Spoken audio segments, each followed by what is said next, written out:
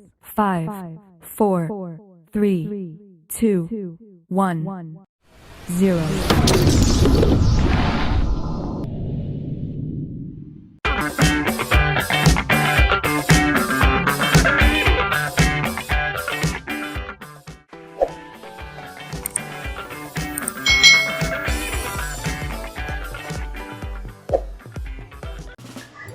Hai, selamat datang di channel YouTube Kak Citra. Hari ini kita akan melanjutkan pembelajaran kita di mata pelajaran tematik kelas 6. Nah, kita belajar di tema 1, subtema 2, pembelajaran yang keempat. Mari kita belajar bersama-sama. Ikan bandeng merupakan ikan pangan yang terkenal di Asia Tenggara.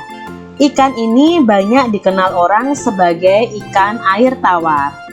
Habitat asli ikan bandeng sebenarnya di laut, tetapi ikan ini dapat hidup di air tawar maupun di air payau. Pernahkah adik-adik makan ikan bandeng? Rasanya enak ya adik-adik ya. Nah, kalian jadi tahu bahwa habitat asli ikan bandeng itu sebenarnya di air laut, tetapi ikan bandeng ini ternyata bisa hidup di air tawar maupun air payau.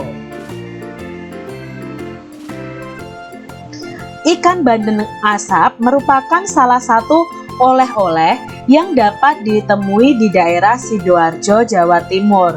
Banyak orang menyukai produk jenis ikan ini. Nah, ini adalah contoh olahan ikan bandeng, yaitu ikan bandeng asap yang terkenal dari Sidoarjo, Jawa Timur. Jika adik-adik pergi ke Jawa Timur dan pergi ke Sidoarjo, kalian bisa membeli ikan bandeng asap. Rasanya sangat enak. Edo membawa oleh-oleh ikan bandeng asap dari Sidoarjo. Ia membawa satu ikan ke sekolah untuk dibagikan kepada teman-temannya saat makan siang. Potongan ikan hanya cukup untuk 6 orang. Saat makan siang tiba, selain sahabatnya, 3 orang temannya yang lain ikut bergabung. Semuanya ada sekitar 9 orang mengelilingi meja kantin. Edo merasa kebingungan adik-adik. Kira-kira apa ya yang seharusnya dilakukan oleh Edo? Apa yang seharusnya dilakukan Edo saat ketiga teman lainnya datang adik-adik? Nah, tadi kan ya ikan bandengnya hanya bisa dibagi 6 orang saja. Ternyata ada 3 orang temannya yang ikut bergabung. Berarti ada 9 orang yang ikut bergabung saat makan siang tersebut. Nah, apa yang harusnya dilakukan Edo? Ya, Edo harus menerima ketiga teman lainnya itu untuk makan bersama. Apa yang harus dilakukan ketiga teman Edo saat tahu bahwa jumlah potongan ikan tidak cukup untuk semua orang? Nah, di sini ya ketiga temannya Edo juga tidak bisa memaksakan kepada Edo bahwa ikan itu harus dimakan 9 orang. Tapi di sini diperlukan juga sikap kebijaksanaan dari Edo. Nah, apa yang sebaiknya dilakukan oleh Edo, Dayu, Beni, Udin, Siti, dan Lani agar semua mendapat bagian ikan yang sama? Nah, mereka itu bisa bermusyawarah adik-adik. Bagaimana kalau makanan atau ikan tersebut bisa dibagi menjadi 9 orang supaya 9 orang tersebut bisa sama-sama menikmati ikan bandeng yang dibawa oleh Edo. Jadi di sini perlu diadakan musyawarah, perlu diadakan pembahasan supaya permasalahan ini selesai. Nah, pembahasan mengenai musyawarah mencari solusi dari setiap permasalahan itu sesuai dengan pengamalan sila keempat Pancasila. Sila keempat Pancasila dilambangkan dengan kepala banteng. Bunyinya kerakyatan yang dipimpin oleh hikmat kebijaksanaan dalam permusyawaratan perwakilan. Nah, sila keempat ini memiliki nilai-nilai di antara lainnya, pemimpin bangsa Indonesia haruslah bijaksana. Nah, tadi dalam kelompok tadi berarti Edo harus berusaha bijaksana mencari solusi supaya ke-9 temannya atau ke-9 orang bisa makan ikan bersama-sama. Kekeluargaan harus diutamakan. Kedaulatan bangsa ada di tangan rakyat, ya. Ini tentang bangsa. Jadi kedaulatan itu berada di tangan rakyat. Kebijaksanaan dalam mengambil solusi. Edo tadi harus bijaksana dalam mengambil solusi. Keputusan yang diambil harus berdasarkan musyawarah sampai mencapai kesepakatan bersama. Nah, Edo dan teman-temannya harusnya mengadakan musyawarah untuk membahas bagaimana cara membagi ikan tersebut supaya lebih adil. Tidak memaksakan kehendak orang lain. Itu juga sesuai dengan sila keempat Pancasila.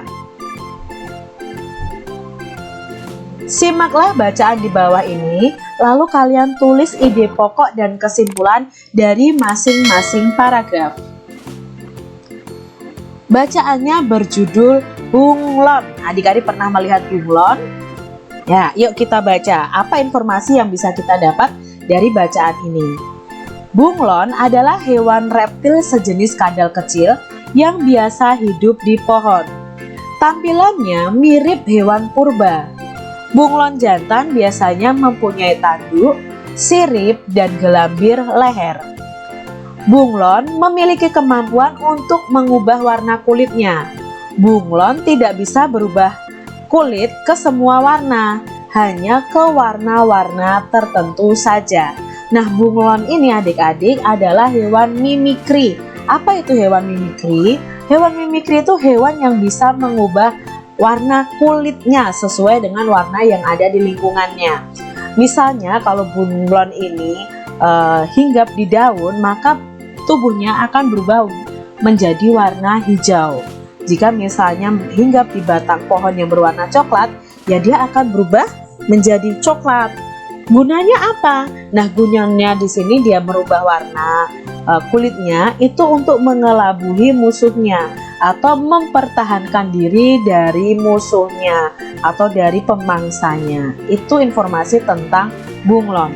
Nah, kita akan cari tahu ide pokok dan kesimpulan dari masing-masing paragraf pada bacaan tersebut. Kita lihat paragraf yang pertama, ya. Di sini bunglon adalah hewan reptil yang sejenis kadal yang hidup di pohon. Nah, tampilannya mirip hewan purba dan memiliki tanduk, sirip, dan gelambir leher untuk bunglon jantannya. Maka kita bisa ambil ide pokoknya adalah bunglon adalah hewan reptil. Kesimpulannya adalah bunglon adalah hewan reptil. Bunglon jantan mempunyai tanduk, sirip, dan gelambir pada lehernya. Itu kesimpulan yang bisa kita ambil di paragraf 1. Untuk paragraf 2-nya, nah kita cari tahu di paragraf 2 ini, intinya adalah bunglon itu bisa berubah warna kulitnya. Jadi ide pokoknya adalah bunglon mampu mengubah warna kulitnya. Kesimpulannya, bunglon mampu mengubah warna kulitnya hanya untuk warna-warna tertentu saja. Jadi itu tadi ide pokok dan kesimpulan dari paragraf 1 dan paragraf 2. Demikian tadi adik-adik pembahasan kita di mata pelajaran tematik tema 1 subtema 2 pembelajaran yang keempat. Semoga video pembelajaran ini bermanfaat untuk adik-adik semuanya. Sampai jumpa kembali di video pembelajaran selanjutnya. Tuhan memberkati.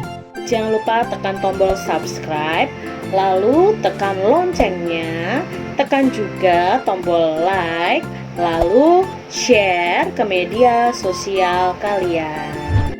Jangan lupa untuk ikuti media sosial Kak Citra. Terima kasih.